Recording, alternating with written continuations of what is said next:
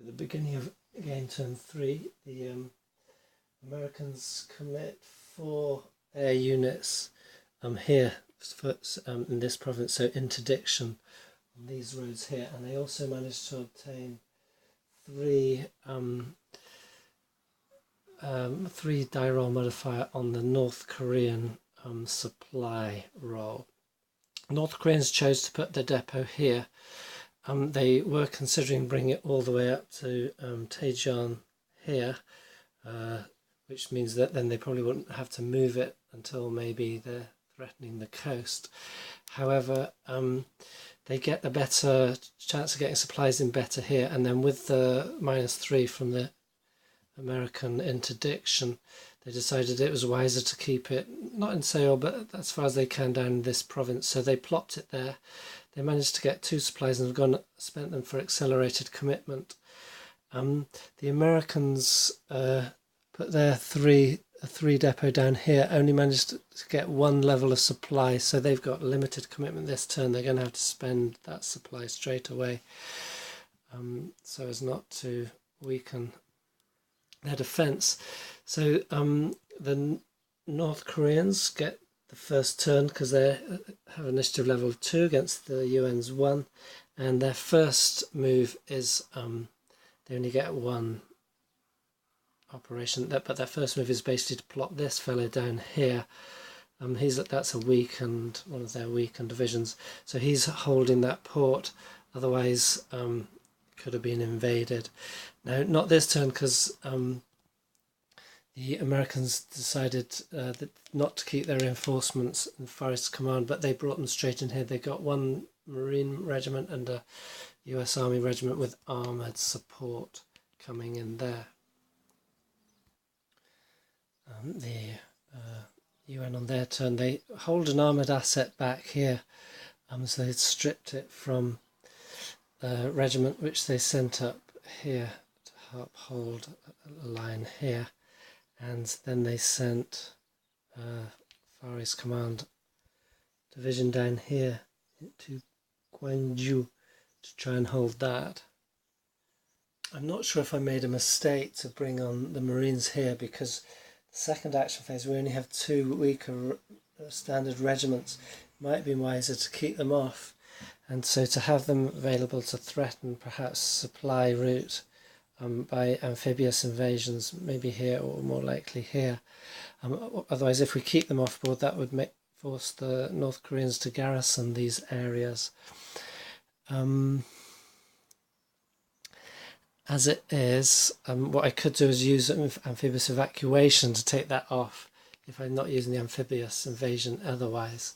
That's an option. So North Korean operations, they just had 2 activations, and they scooted 1 unit down here, seeing an opening there, and then this one here pushed through, taking out ROK regiment in the process. Now we have the dilemma. So the UN get 1 operation, and you get this typical dilemma in this game, because this is at 20 strength and he's got 4 defence strength. There's a decent chance of knocking this regiment down, at least giving it some damage.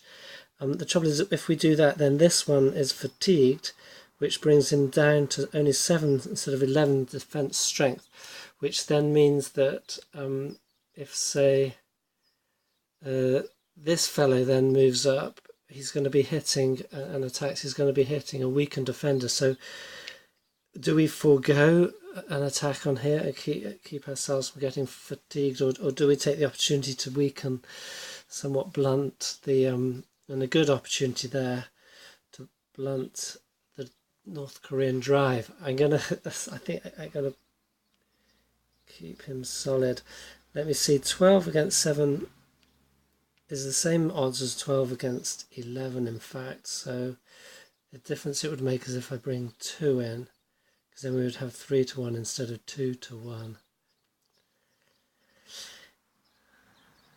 And with the line as it is, North Koreans can't get 2 to 1 solely against that one, they'd have to take this one first. So yes, I think it's the UN can take that risk. It was worth it. With a bit of air support, didn't get an exciting die roll, but it converted it from a retreat to one loss. So that does weaken that one.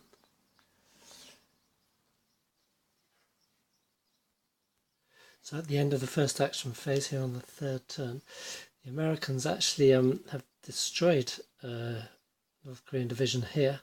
So they eliminated that threat on the eastern seaboard. The North Koreans quickly sent this division over to reinforce that. They advanced up here. They're over the river here. Got 2 divisions against the one here. They've moved 2 divisions down here, and then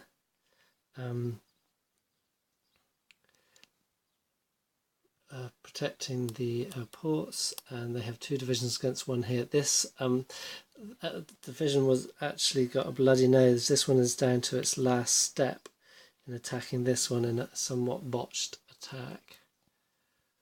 So beginning of the second action phase, the North Koreans have moved their depot to Daejeon, which is almost as good as supplying back here in the Gyeonggi region. But so they only got 1 supply, so they're on limited commitment, but fortunately it is closer to their units. The UN got nothing, it rolled 0, and so they're on restricted commitment, which is going to mean that their defence values are all half.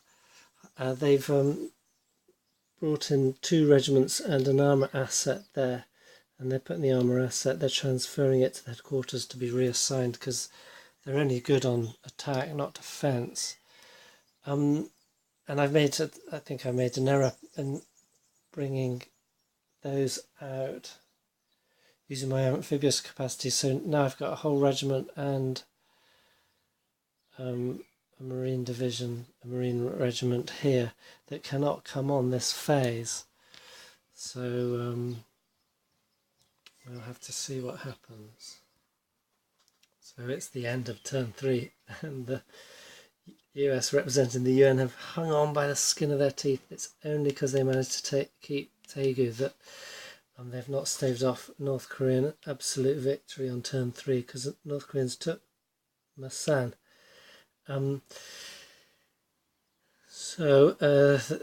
This unit has been beaten back. It's down a step.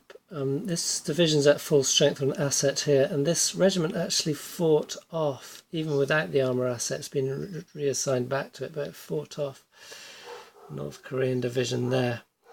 And we lost a whole division here from the US, but it did hold up these units here, which meant that Daegu was able to be saved this turn, which has saved the game for them so far. But they now have quite a lot to bring in. They've got a whole regiment, a brigade, and a whole division with 4 armour assets for next turn, then 2 more marine regiments second action phase. So they have Busan, they have Daegu, but that is all. So it would be interesting at turn 4. The North Koreans, apart from mustering all those forces there, they've now got a reduced division here, garrison here, a division garrisoning there, reduced division garrisoning there, garrison here, and reinforcement come up there. So the UN hangs on by the skin of their teeth.